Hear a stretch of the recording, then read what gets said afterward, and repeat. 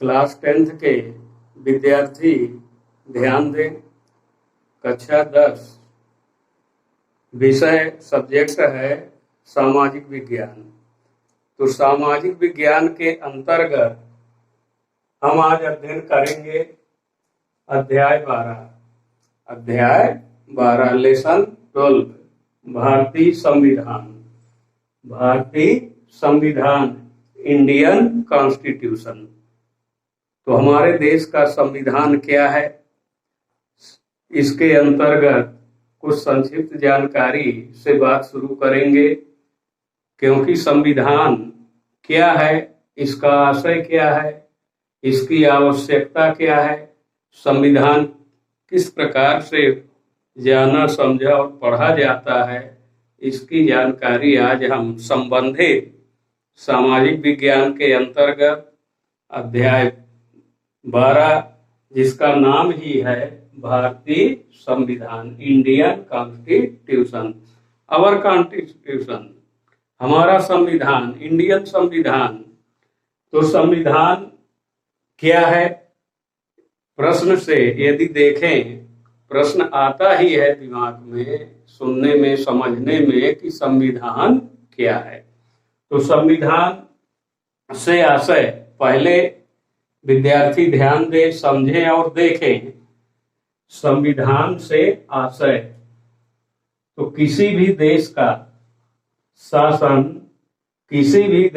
शासन जिन मूलभूत नियमों एवं कानूनों के अनुसार चलाया जाता है वो संविधान है। किसी भी देश का शासन जिन मूलभूत नियम, सिद्धांत, कानून के अनुसार चलाया जाता है उनके, यहाँ विशेष ध्यान दें, उनके संकलित प्रलेख को संविधान कहते हैं। संकलित प्रलेख को संविधान कहते हैं। तो संविधान जो है समान रूप से पूरे देश पर लागू होता है, यानी हर व्यक्तियों पर एक ही प्रकार का संविधान लागू होता है। तो इस प्रकार से किसी भी देश का संचालन करने के लिए जो निर्धारित नियम कानून बनाए जाते हैं और देश की जनता उसका पालन करती है, ऐसे लिपिबद्ध और लिखित संकलित प्रलेख को संविधान कहते हैं। तो इसके अंतर्गत ये परिभाषा बनी या इसका आशय स्पष्ट हुआ कि संविधान क्या है। हम उसके आशय से समझ गए कि संविधान क्या है या संविधान किसे कहते हैं। किसी भी देश का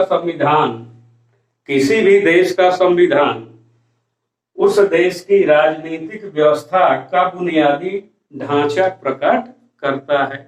किसी भी देश का संविधान उस देश का बुनियादी ढांचा यानी प्राइमरी स्तर से जो बात शुरू होती है उसका एक ढांचा प्रकट करता है, यानी पूरा स्वरूप स्थापित करता है, जिसके आधार पर किसी भी देश का शासन व्यवस्थित रूप से चलाया जाता है।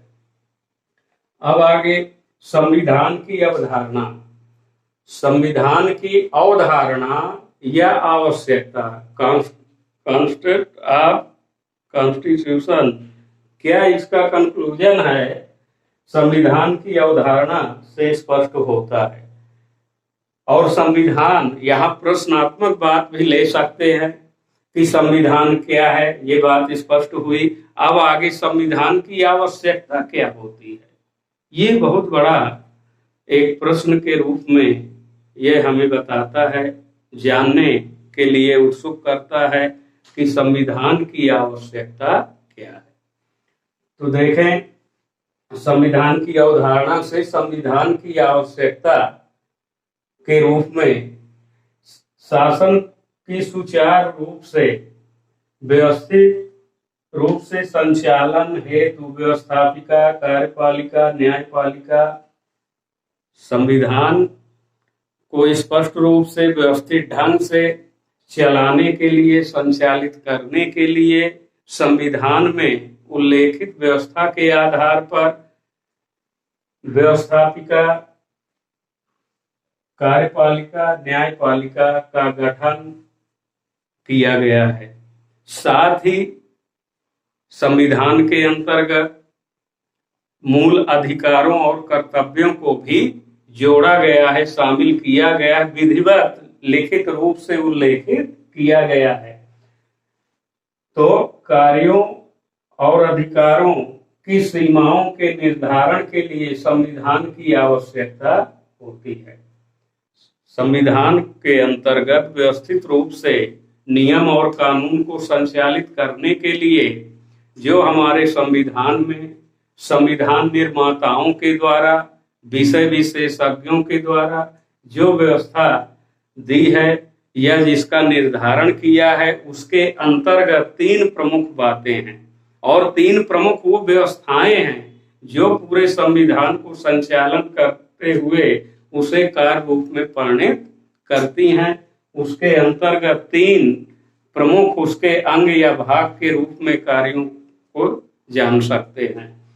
तो व्यवस्थापिका, कार्यपालिका, न्यायपालिका का गठन एवं कार्यों और अधिकारों की सीमाओं का निर्धारण करने के लिए संविधान की आवश्यकता होती है, क्योंकि विधिवत हमारे संविधान में इसका उल्लेख है कि व्यवस्थापिका, कार्यपालिका और न्यायपालिका किस प्रकार से अपना कार्य करेंगी, इनके गठन की प्रक्रिया क्या होगी, क्योंकि इसी के माध्यम से गठन, कार्यों और अधिकारों की सीमाओं के निर्धारण के लिए संविधान की आवश्यकता होती है। तो इस प्रकार से अब यह बात स्पष्ट हो जानी चाहिए कि संविधान की किसी भी देश के संचालन में कितनी महत्वपूर्ण भूमिका होती है। साथ ही साथ संविधान में नागरिकों के अधिकारों एवं कर्तव्यों का भी उल्लेख किया गया है। साथ ही संवैधानिक व्यवस्था के अनुसार नागरिकों के मूल अधिकार और कर्तव्यों का भी समावेश किया गया है, यानी विधिवत लिखित रूप से उनका उल्लेख किया गया है, ताकि प्रत्येक नागरिक अपने अधिकारों को जानकर, समझकर अपने कर्तव्य निर्वहन का बोध जान सके और उसके अनुसार अपना जीवन यापन कर सके। तो इस प्रकार से संविधान के अंदर अधिकार और कर्तव्य भी अपना महत्वपूर्ण स्थान रखते हैं। तो इस प्रकार से हम कह सकते हैं कि संविधान शासन व्यवस्था का मुख्य आधार है। संविधान शासन व्यवस्था का मुख्य आधार है। बिना संविधान के किसी भी राज्य या देश की कल्पना नहीं की जा सकती, क्योंकि किसी भी देश को सुचारू रूप से, संगठित रूप से संचालित करने के लिए किसी न किसी एक बड़े नियम कानून की आवश्यकता होती है और संविधान उसी का नाम है।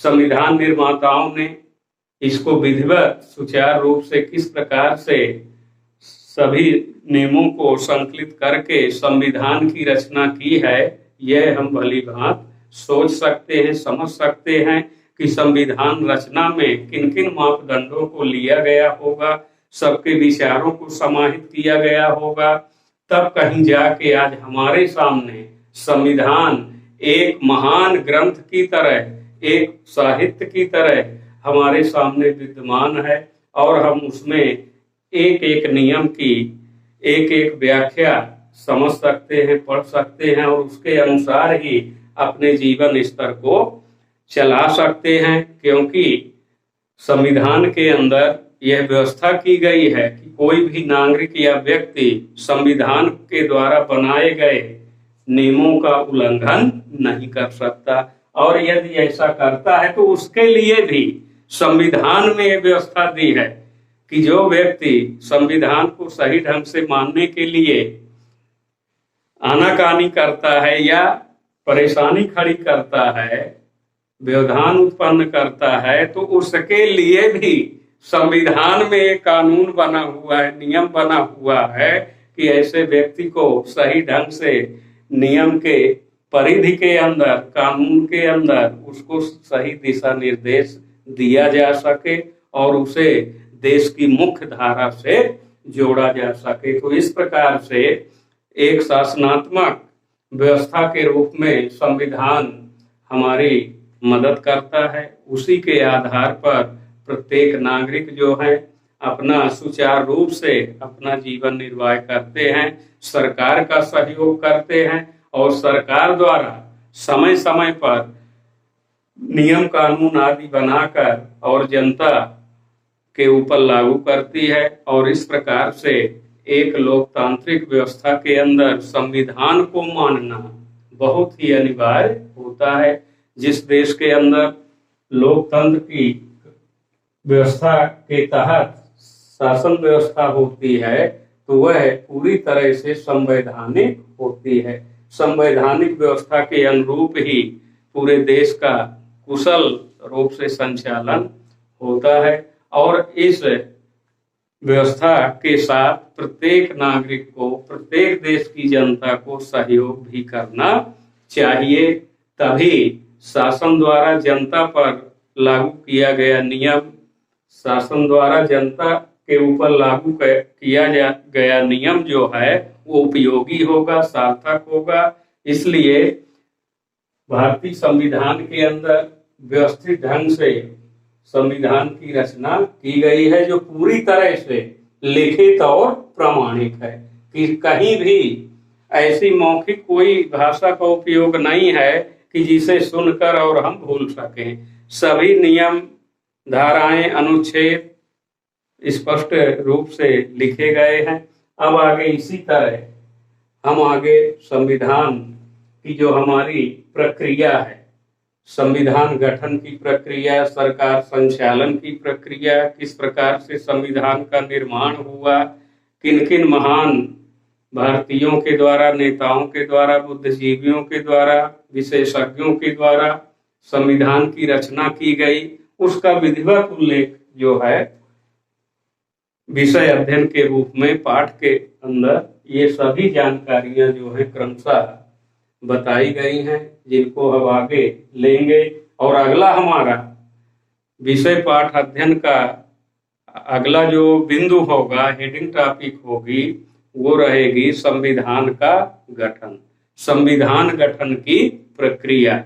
इसको हम पढ़ेंगे, जानेंगे और समझेंगे ताकि हम अपने संविधान के बारे में, अपने विषय वस्तु के बारे में सही ढंग से रोचक जानकारी प्राप्त करके याद रख सकें और इसका अपने नागरिक जीवन में सही ढंग से पालन भी कर सकें। यही अध्ययन अध्यापन का प्रमुख उद्देश्य है ताकि विषय अंतर्गत आप सही ढंग से जानकारी प्राप्त करके अपने आप को एक अच्छा नागरिक बना